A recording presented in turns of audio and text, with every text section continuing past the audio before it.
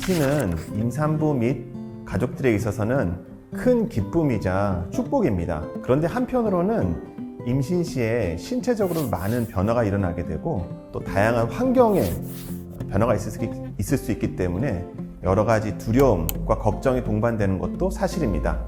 임신 중에 나타날 수 있는 가장 흔한 질환 중에 하나가 바로 임신성 당뇨병입니다.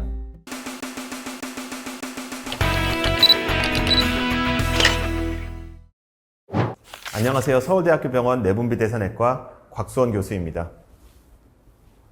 임신성 당뇨병은 임신 중에 처음 진단된 내당능 장애라고 이야기를 합니다. 내당능 장애라는 것은 정상 혈당보다 조금이라도 높은 경우를 이야기를 하고요. 당뇨병보다 조금 낮은 수준의 고혈당도 포함이 됩니다. 임신성 당뇨병은 산모의 약 2에서 5% 정도에서 나타나게 되는데 대개 임신 24주에서 28주 사이에 경구 당부화 검사를 해서 진단을 하게 됩니다. 임신성 당뇨병이 발병하게 되는 구체적인 기전에 대해서 살펴보겠습니다. 임신 후반기로 가면 태아가 성장을 하게 됩니다. 태아가 성장을 위해서는 엄마의 여러 영양분을 가져와야 되는데 이 엄마의 영양분을 올리기 위해서 호르몬의 변화를 일으키게 됩니다. 이 호르몬의 변화로 인해서 혈당이 과도하게 증가하는 것이 임신성 당뇨병이 되겠습니다. 임신성 당뇨병은 산모와 태아에게 각각 영향을 미칠 수 있습니다. 임신성 당뇨병의 가장 중요한 합병증은 바로 거대아 출산입니다. 아이가 커지게 되면 출산 시에 여러 가지 주상기 합병증이 발생하게 됩니다. 산모에게 있어서는 출산 시에 여러 가지 손상 및 제왕절개의 위험이 증가를 하게 됩니다. 그 외에도 임신 중독증이 동반되는 경우들도 증가할 수 있습니다. 태아에게 있어서도 출산 시에 여러 가지 손상을 일으킬 수 있고 출산 후에 신생아 저혈당, 황달의 증가, 중환자실 입실의 가능성이 증가하는 문제 등이 발생할 수 있습니다. 임신성 당뇨병이 있다고 하여 반드시 기형아의 위험이 증가하는 것은 아닙니다. 기형아는 대개 임신 초기 여러 가지 장기가 형성되는 3주에서 8주가 중요한데 대개 임신성 당뇨병은 24주, 28주 이후에 혈당이 올라가게 됩니다. 따라서 임신성 당뇨병이 있다고 하여서 반드시 기형아의 위험이 증가하는 것은 아닙니다. 임산부는 임신 24주에서 28주쯤에 경구 당부화 검사를 받게 됩니다. 당부화 검사를 받는 방법은 크게 두 가지가 있습니다.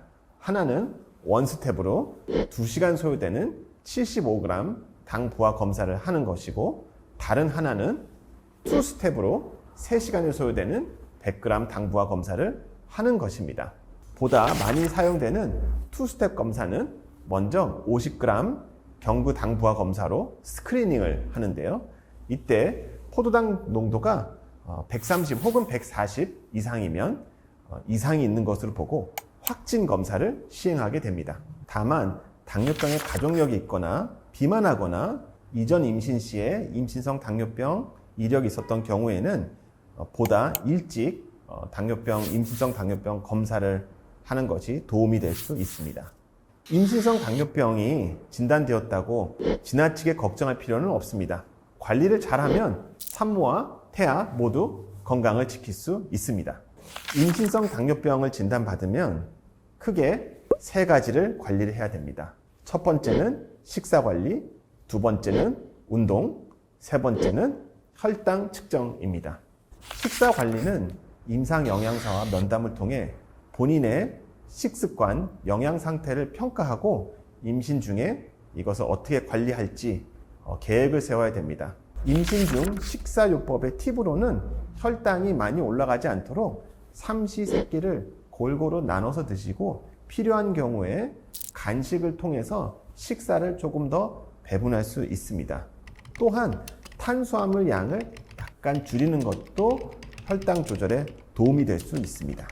운동 관련해서는 본인이 좋아하는 가벼운 운동을 꾸준히 할 수 있도록 계획하는 것이 중요합니다.